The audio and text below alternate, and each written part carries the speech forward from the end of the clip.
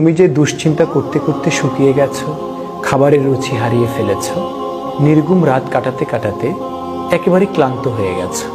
এই যে নির্ঘুম রাত কাটানো, ক্লান্ত হয়ে যাওয়া, দুশ্চিন্তা করা, এগুলো আদৌ তোমার কোনো উপকারে আসছে?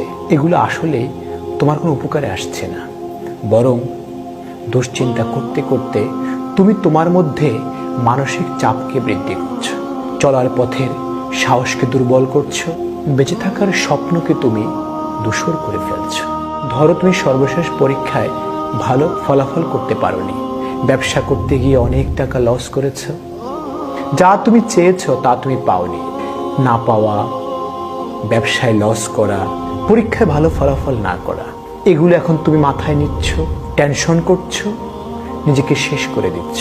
ভালো ফলাফল না করা, ব্যবসায় লস করা, যা চেয়েছো তা না পাওয়া,